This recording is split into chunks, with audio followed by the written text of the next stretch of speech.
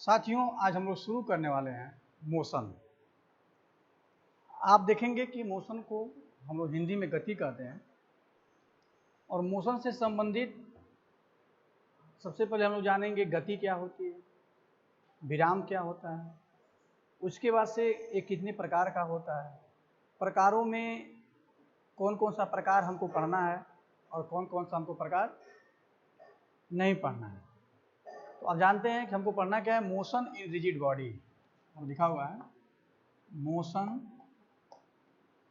In rigid body, ये आपका chapter है, मोशन इन रिजिड बॉडी।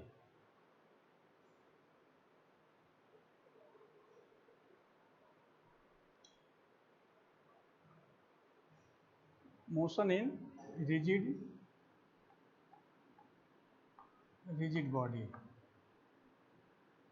हमको इसी को पढ़ना है। लेकिन सबसे पहले हम लोग जानेंगे कि मोशन क्या होता है और गति क्या होती है। अगर हम बात किया जाए कि स्टेट का मतलब होता है अवस्था या स्थिति, हम लोग बात करते हैं स्थिति। तो किसी भी ऑब्जेक्ट की या किसी भी वस्तु की दो स्थिति हो सकती है। क्या हो सकती है? किसी भी वस्तु की दो स्थिति हो सकती है, दो स्थिति हो सकती है। अब आप पूछेंगे कि कौन कौन सी स्थिति हो सकती है। तो किसी भी ऑब्जेक्ट के पास दो स्थिति हो सकती है। एक को हम बोलते हैं विराम, इसको हम नाम देते हैं रेस्ट, और एक को हम लोग बोलते हैं गति, इसको हम बोलते हैं मोशन।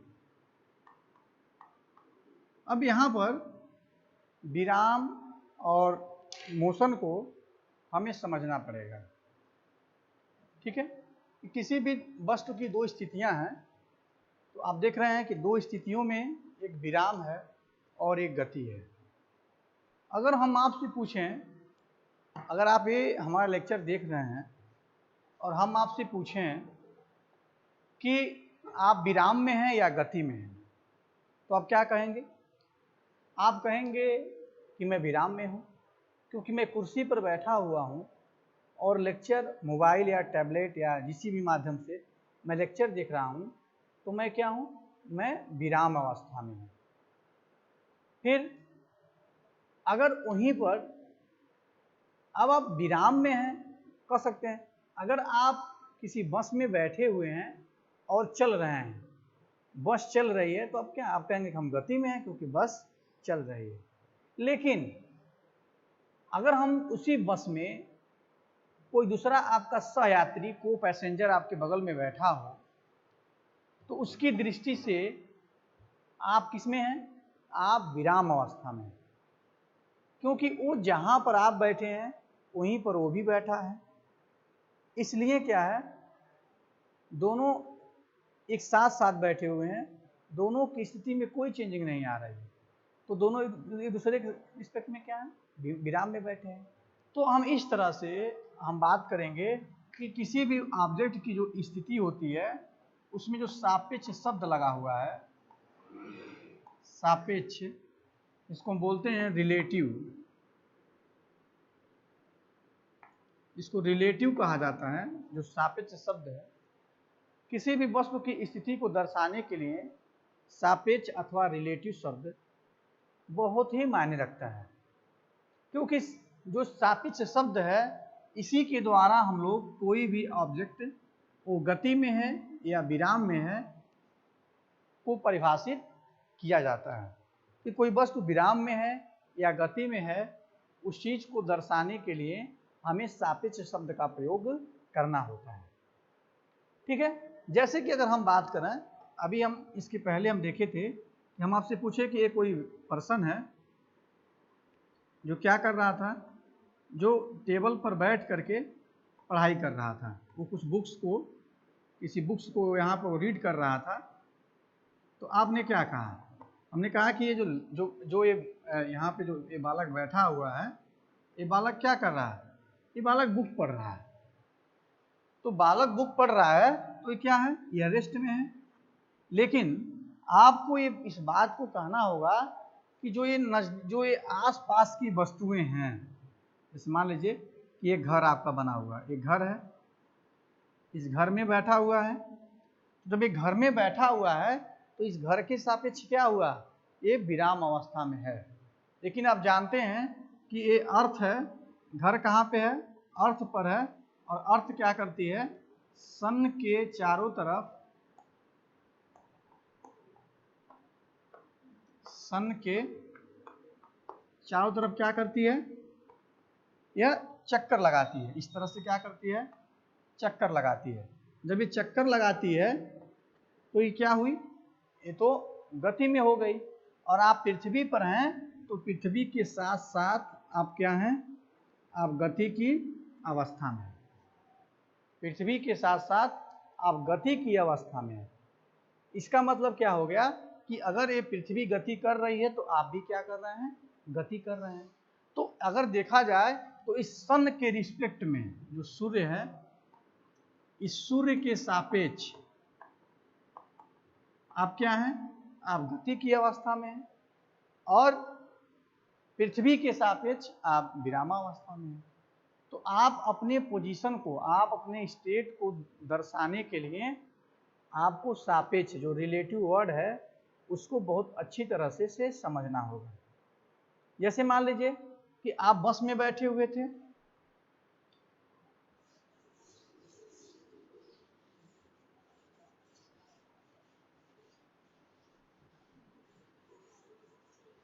मान लीजिए कि आप एक बस में बैठे थे, आप एक बस में बैठ करके जो है कहीं पे जा रहे थे। तो आप ये देखते हैं कि जो ये मान लीजिए आप इस बस में बैठे हैं, आपके सामने कोई और दूसरा व्यक्ति बैठा हुआ है। तो आप क्या देखते हैं कि ये आप और यह जो इनके बीच की दूरी है, या ऐसा कहा जाए कि अगर ये एक दूसरे को देखते हैं तो क्या नजर आते हैं? उनकी स्थिति में कोई परिवर्तन नहीं होता है। तो ये क्या हुए? ये दोनों जो यात्री हुए, ये दोनों यात्री क्या हुए? ये दोनों यात्री एक दूसरे के रिस्पेक्ट में क्या हुए? एक दूसरे के सापेक्ष क्या हुए? विरामावस्था में हो गए। लेकिन यही यात्री जब बाहर की ओर देखते हैं,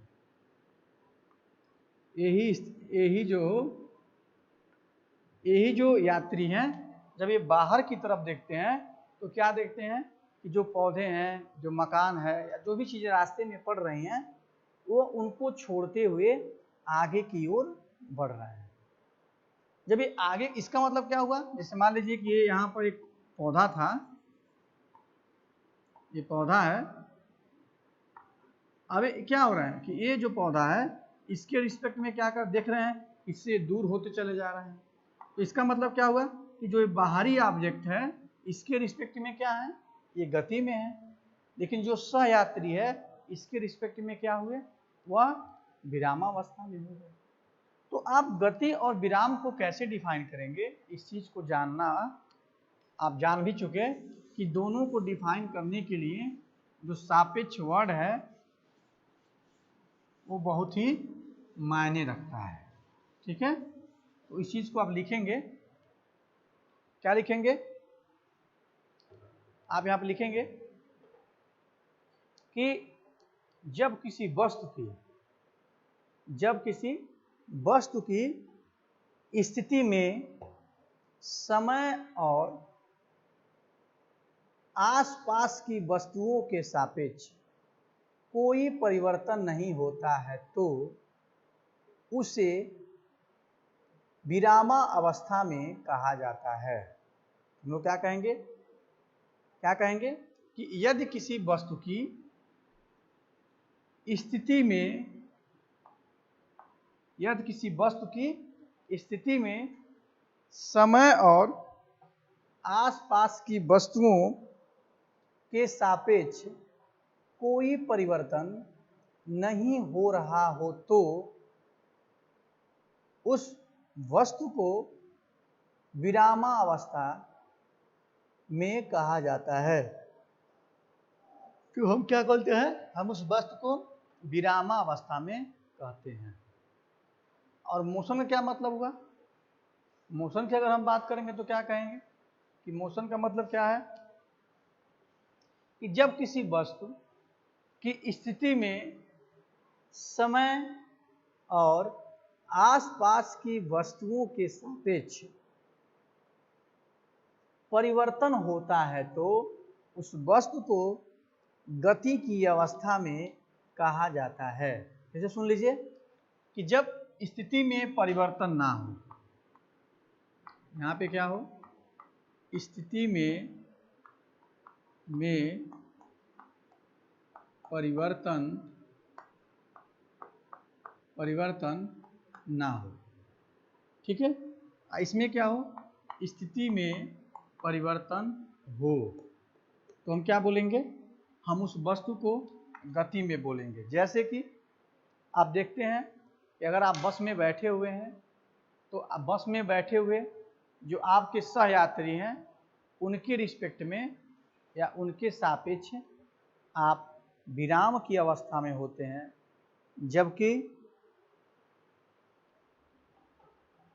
जबकि जो बाहर की वस्तुएं हैं उनके सापेक्ष आप गति की अवस्था में होते हैं, ठीक है।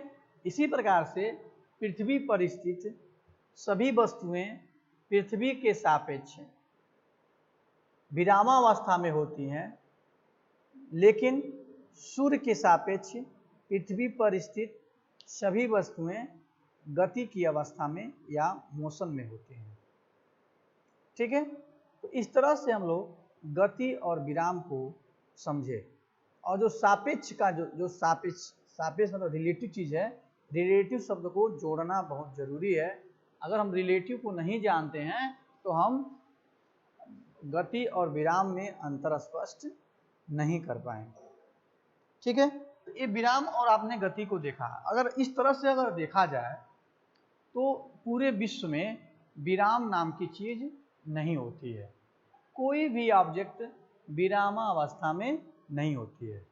मतलब एब्सोल्यूट रेस्ट जिसको हम लोग बात किया जाए, एब्सोल्यूट रेस्ट जो है वह निरपेक्ष विराम कहीं पर भी एग्जिस्ट या अस्तित्व में नहीं है। जहाँ भी है उस वस्तु में गति होती है, लेकिन विरामावस्था कहीं नहीं होती है, ठीक है। चलिए अब हम आगे बढ़ते हैं।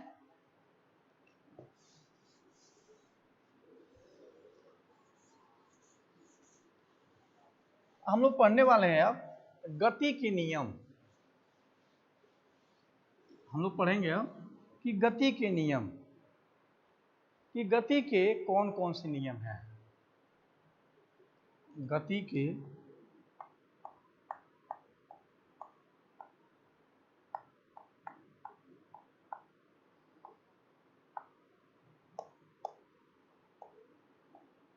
इसको हम बोलते हैं लॉ ऑफ मोशन। गति के नियम, law of motion. Law of motion, ये गति का नियम क्या है, इसको हमें सबसे पहले समझना होगा कि गति का नियम क्या है। चलिए हम बात करते हैं गति के नियम के बारे में। देखिए गति से संबंधित जो है 3 नियम हैं। यहाँ गति से संबंधित, यहाँ गति से संबंधित 3 नियम हैं। कितने नियम हैं? यहाँ गति से संबंधित 3 नियम हैं। पहला नियम है, पहले नियम को हम क्या बोलते हैं? Law of inertia. Law of inertia, जिसको कहा जाता है जड़त्व का नियम, जड़त्व का नियम। दूसरा होता है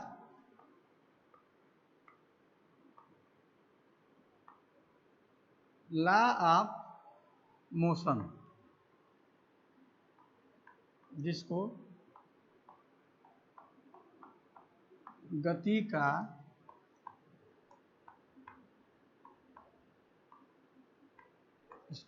का नियम कहा जाता है। नंबर 3, एक क्या हुआ, जड़त्व का नियम। एक हो गया, सॉरी हम लॉ ऑफ मोशन ही पढ़ रहे थे ना।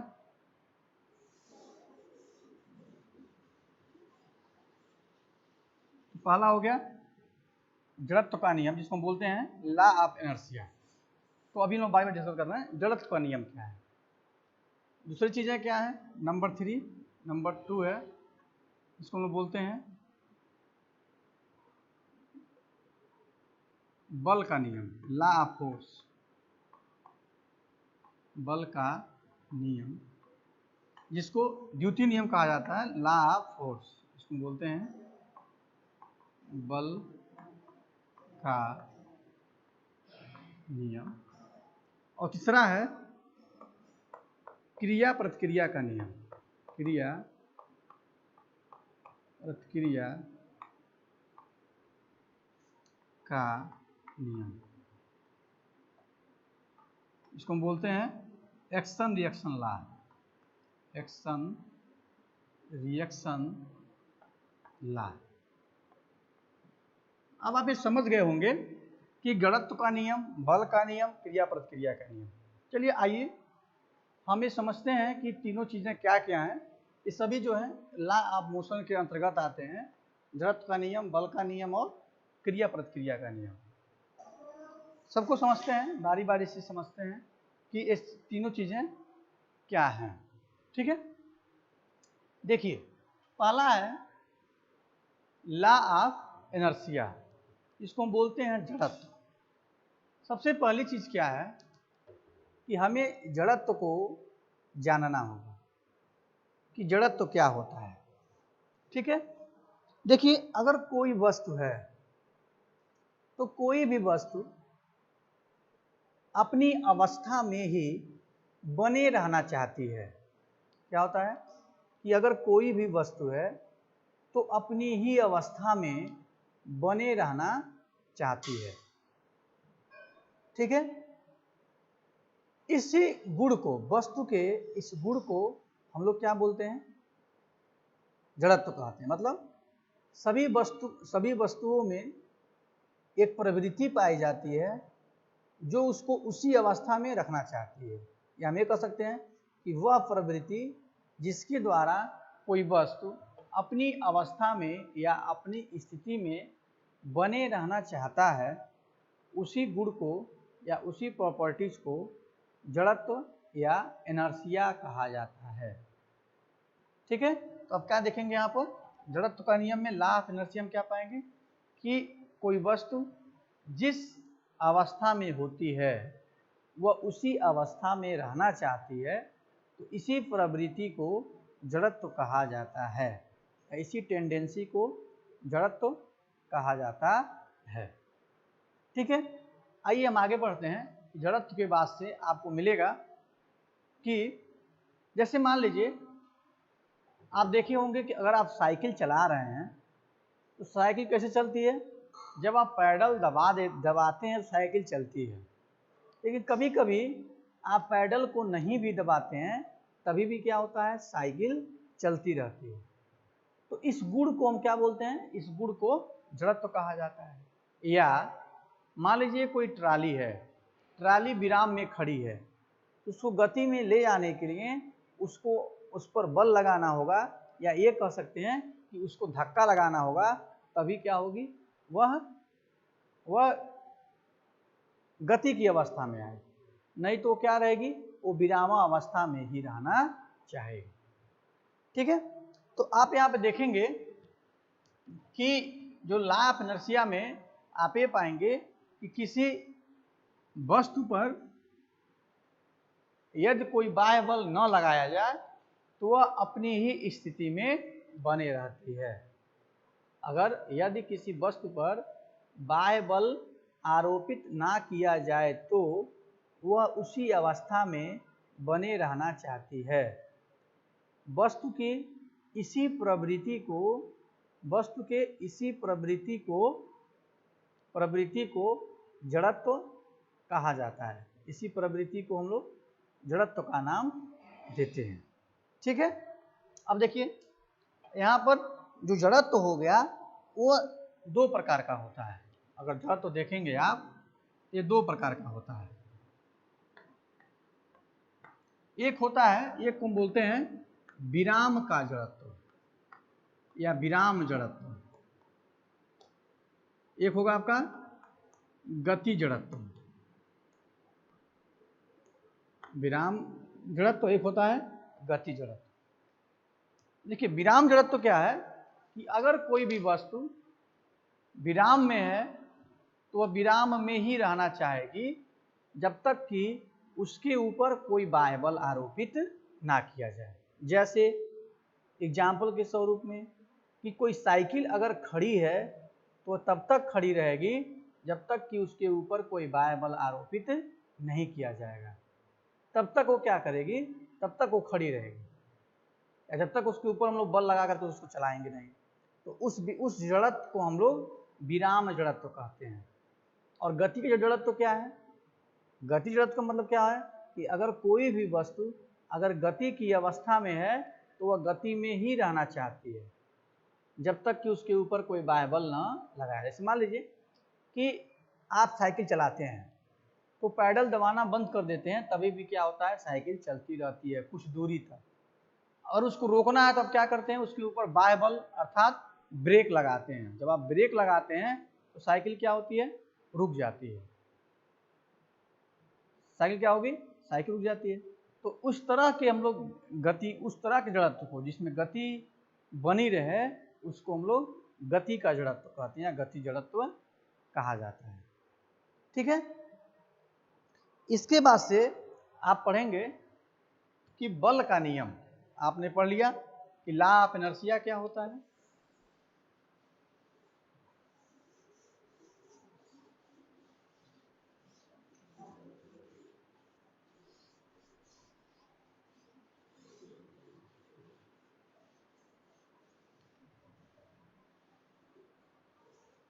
अब हम लोग पढ़ेंगे बल का नियम कि बल का नियम क्या है।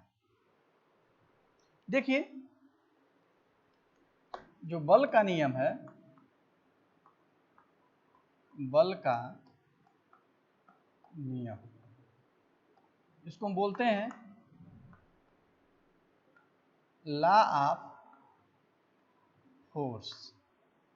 बल का नियम, लॉ ऑफ फोर्स क्या है इसको जानना होगा कि लॉ ऑफ फोर्स क्या है।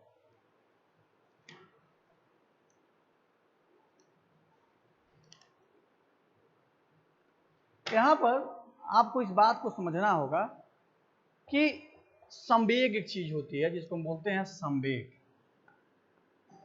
संवेग क्या होता है, संवेग आप जानते होंगे जिसको हम लोग बोलते हैं, जिसको हम लोग मोमेंटम कहते हैं।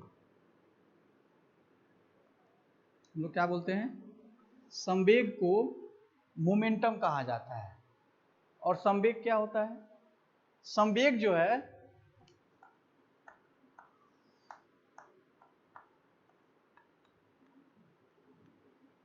द्रव्यमान इंटू वेग, मतलब P इसको दिखाते हैं m into v, mass into velocity को जो है संवेग का नाम दिया जाता है। मास इंटू वेलोसिटी को संवेग का नाम दिया जाता है। ठीक है, मतलब किसी वस्तु के द्रव्यमान और वेग के गुणनफल को संवेग कहा जाता है। इसी को कहते हैं हम लोग, किसी वस्तु के द्रव्यमान और वेग के गुणनफल को संवेग कहा जाता है।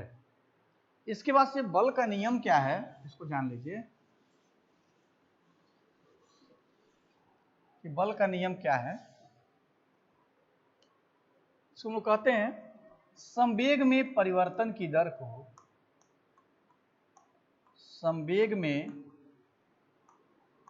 परिवर्तन की दर को, परिवर्तन की दर को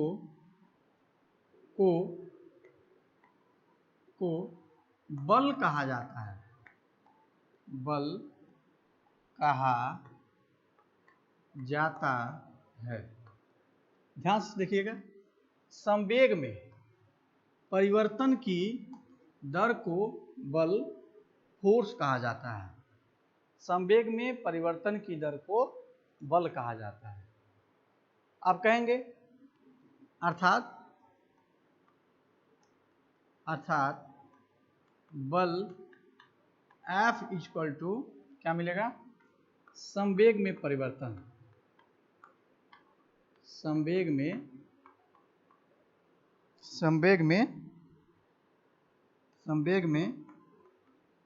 परिवर्तन। ठीक है, संवेग में कितना परिवर्तन हो रहा है हम बात कर सकते हैं इसको dp/dt। और अभी आपने देखा कि p इक्वल टू क्या होता है, m इंटू v। यहाँ मिलेगा आपको dt, यहाँ से हम लोग अगर m को कॉमन ले लेते हैं तो यहाँ मिलेगा dv/dt। और dv/dt क्या है, v आपका वेलोसिटी है, मतलब वेग है, और t क्या है, t आपका समय है। क्या हो गया कि F equal to m dv/dt। यहाँ पर ये क्या है, जो m है, यहाँ पे m कांस्टेंट है, m को अब क्या कर लेंगे, बाहर कर लेंगे। क्योंकि आप संवेग में परिवर्तन निकालना है, परिवर्तन की दर, तो परिवर्तन कैसे निकालेंगे, जब आप p में t से भाग करेंगे तभी तो परिवर्तन की दर निकलेगा। तो dp/dt हो गया। p यहाँ पर m इंटू v लिखा हुआ है, क्योंकि p इक्वल टू क्या होता है, p इक्वल टू होता ही है m इंटू v। तो m को बाहर कर लिया जाए तो क्या मिलेगा, dv/dt मिलेगा। और dv/dt क्या है, dv/dt को v/t को त्वरण कहा जाता है, जिसको हम लोग एक्सीलरेशन कहते हैं, या इसी को हम लोग a से प्रदर्शित करते हैं। इसी को a कहा जाता है, मतलब इसी को हम लोग एक्सीलरेशन कहते हैं। ठीक है, तो यहाँ पर मिलेगा कि F equal to m into A. क्या मिलेगा, F equal to m into A, मतलब dv/dt को हम लोग त्वरण बोलते हैं, जिसको हम लोग कहते हैं a। तो F equal to m into a. Okay, अब होता क्या है कि आप इसी को कहते क्या है कि ये बल का नियम है। लेकिन ध्यान दीजिए, ये बल का नियम नहीं है, बल का नियम ऊपर वाला है। क्या है, संवेग में परिवर्तन की दर को बल कहा जाता है। लेकिन जब आप इस चीज को जब सॉल्व करते हैं तो क्या मिलता है, F equal to m into a. F equal to क्या मिला, F इक्वल टू क्या मिला, m इंटू ए।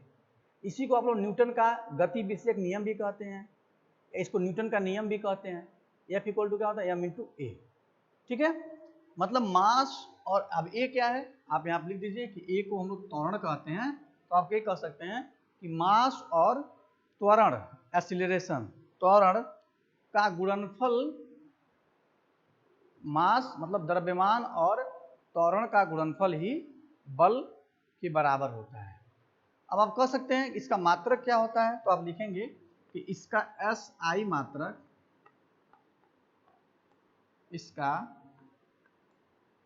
SI मात्रक न्यूटन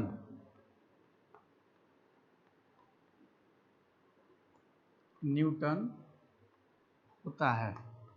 तो बल का SI मात्रक क्या होता है, बल का SI मात्रक न्यूटन होता है। ठीक है, बल का SI मात्रक न्यूटन होता है। तो ये रहा संवेग में, ये रहा बल का नियम। ठीक है, अब बल का नियम में आप चीजों को समझने का प्रयास करिएगा कि कैसे F equal to m into A आता है। इसको हमने आपको कंप्लीट इसका एक्सप्लेनेशन आपके सामने मैं रखा हूं। ठीक है, चलिए इसके बाद से आप पढ़ेंगे तृतीय नियम।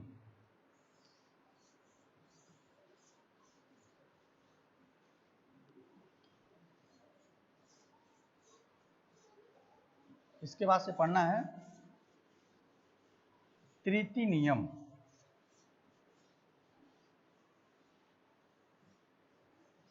तृतीय नियम क्या है? तृतीय नियम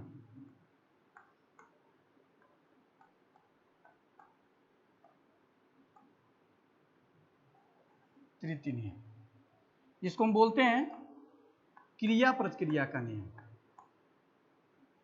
क्रिया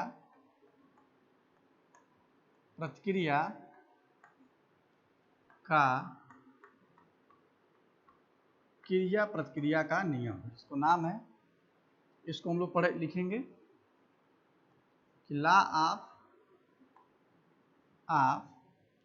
action and reaction. Law of action and reaction, क्रिया प्रतिक्रिया का नियम, law of action and reaction. ठीक है, देखिए क्रिया प्रतिक्रिया का नियम क्या है। आप कभी कभी आप गेंद लेते होंगे हाथ में और आप ऐसा देखेंगे कि उस गेंद को लीजिए और इस दीवार पे ऐसे मारिए, तो होता क्या है कि आपने बल लगा करके उस गेंद को दीवार पर मारा। जब आप दीवार पर मारते हैं तो क्या होता है, वो गेंद पुनः उससे टकरा करके आपके हाथ में चली आती है। ध्यान से सुनिएगा कि आप कोई गेंद लीजिए, बॉल लीजिए और उस बॉल को क्या करिए, उस बॉल को किसी दीवार पे टकराइए और फिर आप वहां से वापस ले लीजिए, तो देखेंगे कि वो दीवार में टकरा करके वह पुनः आपके हाथों में चली आ रही है, आपके हाथों में आ रही है। तो ऐसा क्यों हो रहा है? अब ऐसा इसलिए हो रहा है कि आपने जितना बल लगा करके आप उस गेंद को दीवार पर मारते हैं, तो दीवार भी क्या करता है, उतना ही बल लगा करके उस गेंद को आपकी तरफ फेंकता है। आपकी तरफ क्या करता है, उसको रिटर्न करता है। ठीक है, उस गेंद को उतना ही तेजी से आपकी तरफ वो रिटर्न करता है। तो इसका मतलब क्या हुआ कि उस बल को हम लोग क्या बोलते हैं, प्रतिक्रिया बल बोलते हैं। उसको हम लोग बोलते हैं रिएक्शन फोर्स। जैसे मान लीजिए कि आप इस बॉल को लिए और इस गेंद पे ऐसे दीवार पे मारे। जब आप दीवार पर मारते हैं तो क्या होता है, उस दीवार से गेंद टकरा करके आपके हाथों में चली आती है। तो आपने जो बल लगाया उसको हम बोलते हैं क्रिया बल, और उस क्रिया बल के विपरीत दिशा में क्या हुआ, प्रतिक्रिया बल लगा। तो इस तरह से जो है क्रिया और प्रतिक्रिया बल को हम लोग समझते हैं। ठीक है, आइए इसके आगे हम देखते हैं। इसके आगे आप पाएंगे कि और भी एग्जाम्पल, जैसे मान लीजिए कि आप देखे होंगे कि अगर आप अपने हाथ को ऐसे मेज पर ऐसे इसको मारा जाए तो क्या होगा, आपके हाथ पर भी चोट लगती है। क्यों लगती है? क्यों लगती है? क्योंकि जब आप ऐसे हाथ से इस मेज पर ऐसे हाथ से मारते हैं या पीटते हैं तो क्या करता है, वह आपके ऊपर प्रतिक्रिया बल लगाता है, आपके ऊपर प्रतिक्रिया बल आरोपित करता है, जिसको हम लोग जिसके कारण क्या होता है कि आपको भी चोट लगता है। फिर आप देखे होंगे कि जब बंदूक चलाई जाती है तो क्या होता है, बंदूक से पीछे की ओर भी एक धक्का आपको लगेगा। जब गोली ऐसे आगे की तरफ निकलेगी तो क्या होगी, उसका धक्का जो है पीछे आपके कंधे पर भी आएगा। ऐसा क्यों होता है?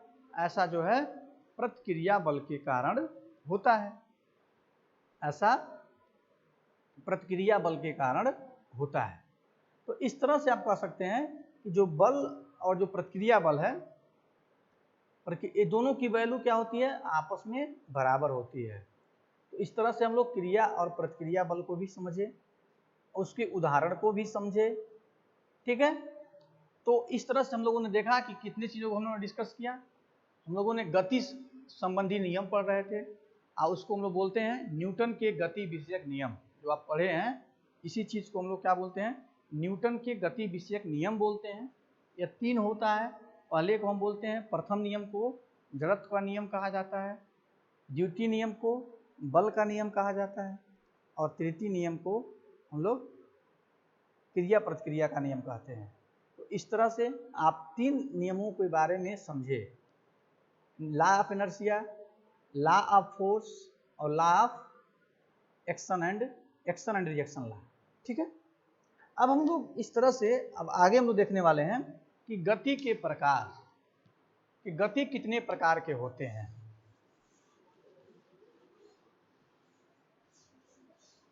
गति जो है कितने प्रकार के होते हैं। तो आप देखेंगे यहां पर कि अगर देखा जाए मिलेगा आपको गति के प्रकार, इसको बोलते हैं types of motion, types of motion, types of motion, गति के प्रकार, टाइप्स ऑफ मोशन। ठीक है, इसमें आप देखेंगे जो टाइप्स ऑफ मोशन है कितने टाइप्स का होता है। ये जान लीजिए गति के मुख्य रूप से गति के कई प्रकार होते हैं, लेकिन मुख्य रूप से अगर देखा जाए तो एक हम लोग बोलते हैं, एक को हम लोग बोलते हैं कि सरल रेखा में गति, सरल, या जिसको नाम देते हैं हम लोग रेखीय गति।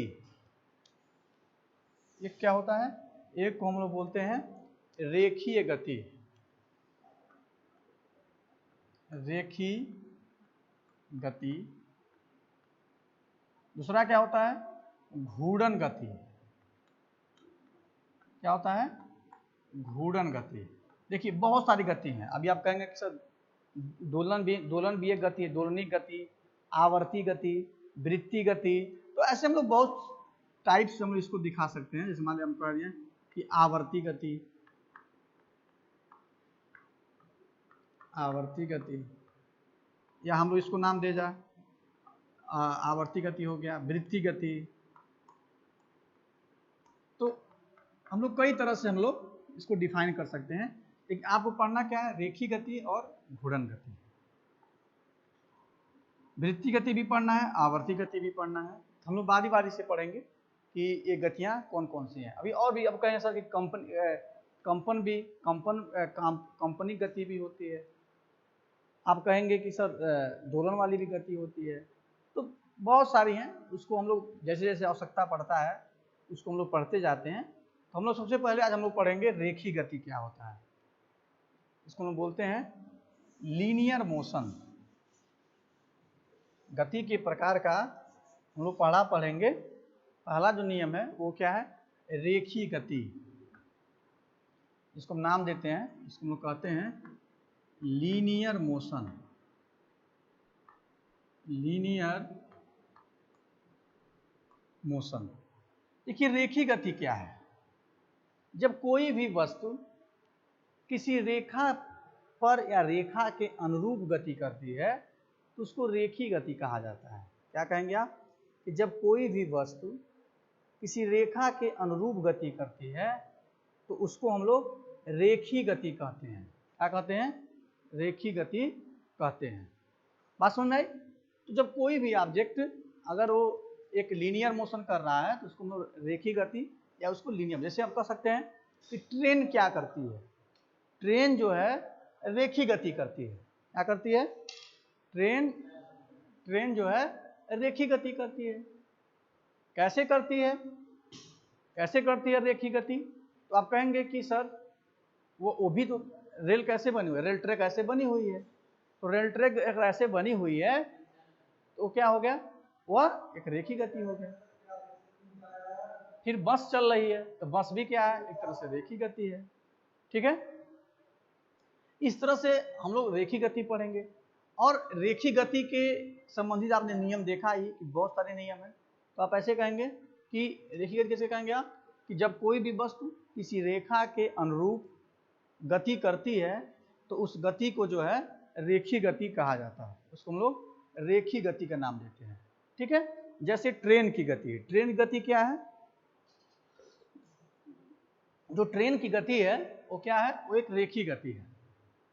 बात समझ में आई? उसको हम लोग रेखीय गति बोलते हैं।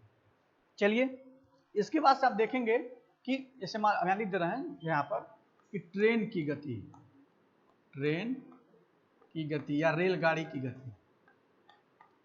इसके बाद से मिलेगा आपको नंबर 2, हम कह सकते हैं वृत्तीय गति। वृत्तीय गति क्या होती है? जिसको हम बोलते हैं सर्कुलर मोशन, सर्कुलर मोशन, जिसको वृत्तीय गति कहा जाता है। देखिए सर्कुलर मोशन क्या है, इसको समझना होगा कि सर्कुलर मोशन क्या है। इसको अगर आप देखेंगे तो जब कोई भी ऑब्जेक्ट, जैसे मान लीजिए कोई ऑब्जेक्ट है और किसी बिंदु के चारों ओर एक निश्चित दूरी पर जब गति करता है तो उस गति को हम क्या बोलते हैं? उस गति को वृत्तीय गति कहते हैं। आप क्या कहेंगे कि जब कोई भी वस्तु किसी बिंदु के चारों तरफ एक निश्चित दूरी पे गति करता है तो उसको हम लोग वृत्तीय गति कहेंगे। कैसे कहेंगे? कैसे कहेंगे? मान लीजिए कि ये बिंदु है, ये निश्चित दूरी है, तो अगर ये निश्चित दूरी पे अगर ये गति कर रहा है तो क्या देखेंगे कि जब ये गति कर रहा है तो जाहिर सी बात, अगर ये दूरी फिक्स है, ये दूरी अगर फिक्स है तो क्या होगा? दूरी फिक्स है तो वो एक वृत्त ही बनेगा, क्योंकि यहाँ पे भी उतना ही रहेगा, यहाँ भी, यहाँ भी, यहाँ भी, यहाँ भी, यहाँ भी। तो जब वो दूरी फिक्स है तो जाहिर सी बात है वो क्या हो जाएगा? वो वृत्तीय गति हो जाएगा। जैसे आप कहेंगे कि जो पृथ्वी की गति है सूर्य के चारों तरफ, वो कौन सी गति है? वो एक वृत्तीय गति है। ठीक है। फिर आप कहेंगे कि जो घड़ी है, घड़ी जो है, घड़ी की जो सुइयां होती हैं, घड़ी के सुइयों की गति भी क्या है? घड़ी की सुइयों की गति भी क्या है? वो एक वृत्तीय गति है। बात समझ आई ना? तो ये वृत्तीय गति हो गया। इसके बाद हम लोग देख रहे थे तीसरे नंबर पे क्या है? घूर्णन गति। घूर्णन गति, जिसको हम लोग नाम देते हैं रोटेशनल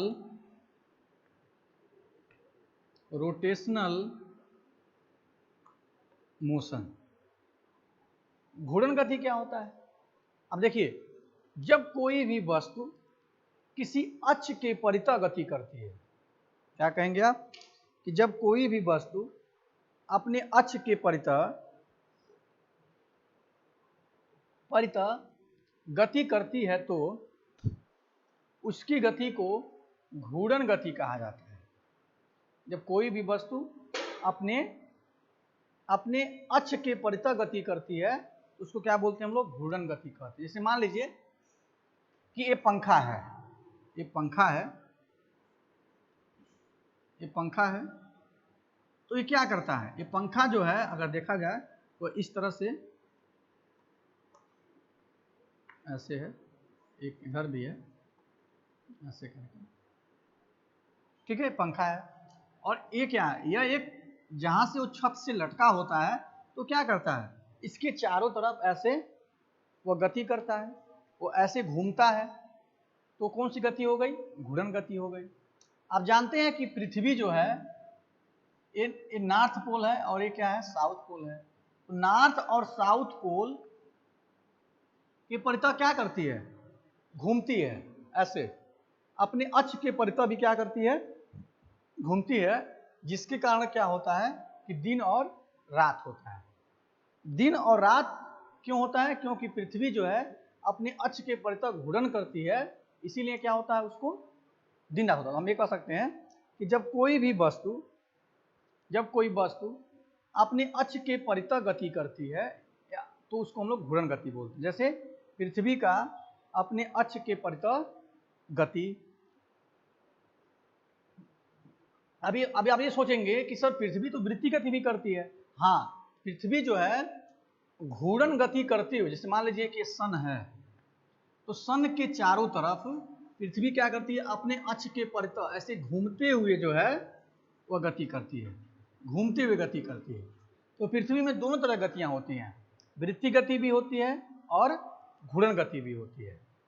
तो इसके बाद हम लोग पढ़ रहे थे, नंबर 4 पे था आवर्ती गति, इसको हम नाम देते हैं पीरियाडिक मोशन, आवर्ती गति, बस पीरियाडिक मोशन, पीरियाडिक मोशन, बस इसको जान लीजिए पीरियाडिक मोशन क्या होता है। देखिए आवर्ती का मतलब ये हो गया जब कोई भी वस्तु अपने पथ को बार बार दोहराती है, जब कोई भी वस्तु क्या करती है, अपनी गति को या अपने रास्ते को, अपने पथ को जब बार बार दोहराती है तो उसकी गति जो है आवर्ती गति कही जाती है। जैसे मान लीजिए कि पृथ्वी क्या करती है, सूर्य के चारों तरफ जो है हमेशा 1 साल के बाद एक चक्कर लगा लेती है, फिर दूसरे साल दूसरा चक्कर लगाती है, मतलब 1 साल में एक चक्कर लगाएगी, पुनः वह उसी रास्ते को दोबारा से क्या करेगी, दोहराएगी।